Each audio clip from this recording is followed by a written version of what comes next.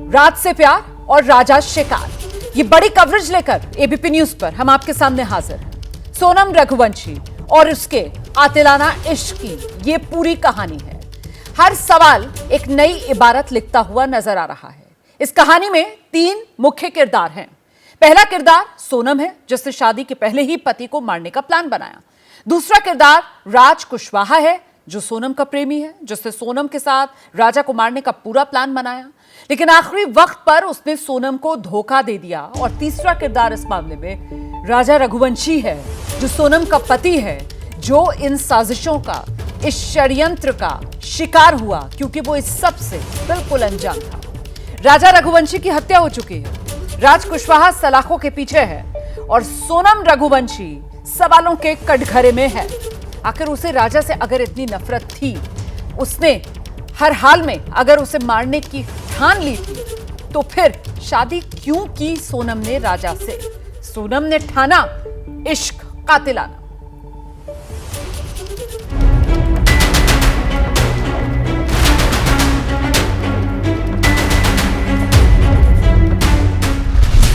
Honeymoon मनाने एक couple आया, एक की हत्या, दूसरा गायब।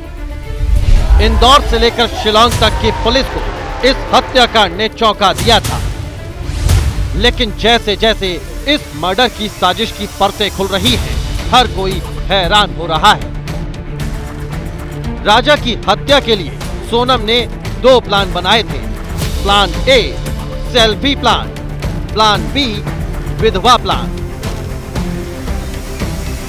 राजा रघुवंशी और सोनम हनीमून ट्रिप पर 21 मई को निकले थे और उससे पहले ही सोनम ने अपने आशिक राज के साथ मिलकर प्लानिंग की थी।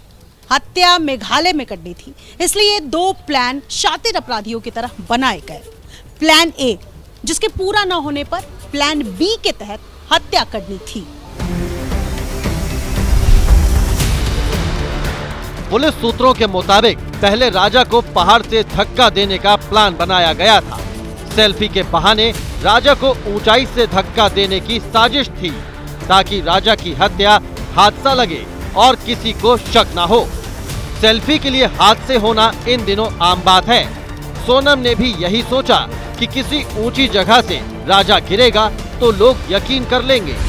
इसके लिए सोनम 4000 सीढ़ियां चढ़कर 22 मई को अपने पति राजा के साथ मुश्किल ट्रैक को करते हुए यहां तक पहुंची थी। ये मेघालय का वो नोंगरियात गांव है, जहां के लोग प्रकृति के साथ शांति से जीवन बिताने के लिए जाते हैं। चेरापूंजी के इसी नोंगरियात गांव में मौजूद है double decker living root bridge, जहां तक पहुंचने के लिए एक बेहद लंबा और थकाने वाला रास्ता तय करना पड़ता है। इस वक्त मैं जहां पर मौजूद हूं, ये डबल डेकर ब्रिज पर जाने का एकदम सुनसान रास्ता है और अब यहाँ पर चलने के बाद ये समझ में आ रहा है कि आखिरकार सोनम ने अपने पति राजा रघुवंशी को मौत के घाट उतारने के लिए इस रास्ते को क्यों चुना, क्योंकि यहाँ पर कोई भी मौजूद इस वक्त नहीं है और उस दिन भी यहाँ पर ज़्यादा लोग मौजूद नहीं थे। तो आप तस्वीरों में देख सकते हैं, एकदम घना जंगल है, करीब 4000 ये सीढ़ियां हैं और यहाँ से डबल डेकर ब्रिज पर जाने में 1.5 से 2 घंटे करीब का वक्त लगता है और आदमी इतना थक जाता है कि अगर वो बचने की कोशिश भी करे तो बचने की कोशिश वो कैसे करता।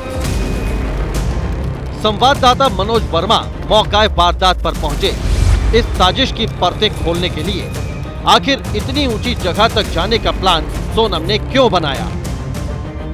एबीपी न्यूज की पड़ताल में सबसे ज्यादा चौंकाने वाली बात ये सामने आई कि लिविंग रूट पर जाने के 2 रास्ते हैं, एक सुनसान और मुश्किल और दूसरा आसान, लेकिन सोनम ने वहां तक जाने के लिए सुनसान और मुश्किल रास्ते को चुना। सोनम सेल्फी के बहाने राजा को वहां से धक्का देना चाहती थी, लेकिन खराब मौसम और बारिश के कारण उसका प्लान फेल हो गया। प्लानिंग तो इसमें यह थी कि जहाँ मुझे मालूम पड़ा है, पुलिस द्वारा मुझे मालूम पड़ा है, तो सोनम ने जो है, सोनम की प्लानिंग इससे पहले इसको हादसा दिखाने की थी, जो कि धक्का देते हुए सोनम चाहती थी जिसको किलर को चुना था, उस किलर द्वारा जो है सोनम चाहती थी राजा को फेंक के इसको हादसा दिखाया जाए, जो कि इसमें सफल ना होने के कारण उन लोगों ने जो है पीछे से इसके गले पे पहले वार किया गया।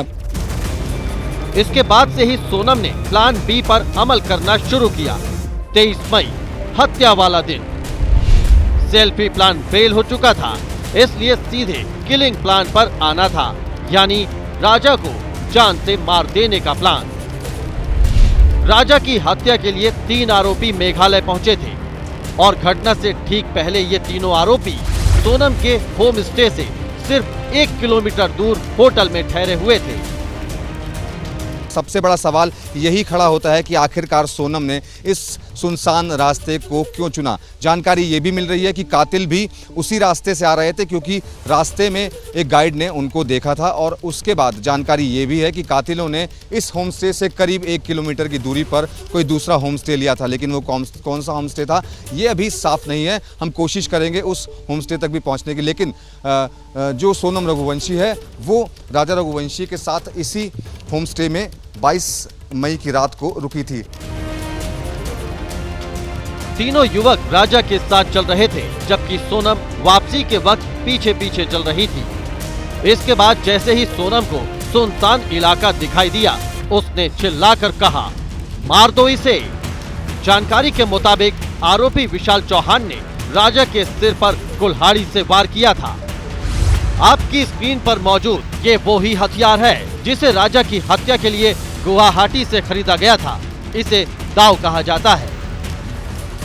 चौंकाने वाली एक ये जानकारी सामने आई है कि लिविंग रूट ब्रिज तक का रास्ता इतना मुश्किल था कि आरोपी पहाड़ी चढ़ते चढ़ते थक गए और आगे जाने से मना करने लगे।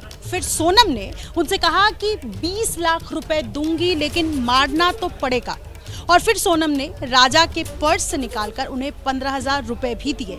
और इसी तरह सोनम का प्लान भी काम कर गया और राजा रघुवंशी ने वही दम तोड़ दिया। इस मर्डर की प्लानिंग की कहानी शुरू होती है उसी दिन से जिस दिन सोनम और राजा की शादी हुई थी।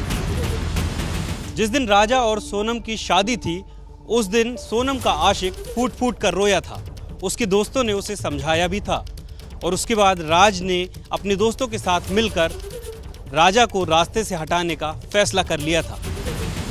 शादी के दिन राज ने सोनम से कहा था, राजा को शिलोंग ले आओ, वहीं उसे खत्म कर देंगे।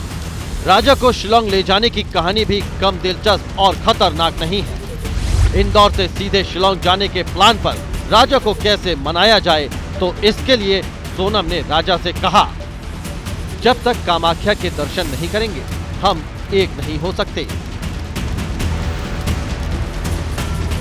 राजा को सोनम की मन्नत पर यकीन हो गया और उसने शिलोंग जाने के लिए हाँ कर दी, लेकिन ये उसकी आखिरी भूल साबित हुई। राजा गुवाहाटी के रास्ते शिलोंग पहुंचा, लेकिन कभी वापस नहीं लौट पाया। हत्या के बाद सोनम नेपाल भागने की फिराक में थी। वो सिलीगुड़ी होते हुए इंदौर पहुंची और वहां पर राज से मिली। उसके बाद उत्तर प्रदेश पहुंची, लेकिन इसी बीच पुलिस ने राज के साथियों को जब घेरना शुरू किया, तब सोनम पुलिस के शिकंजे में आ गई।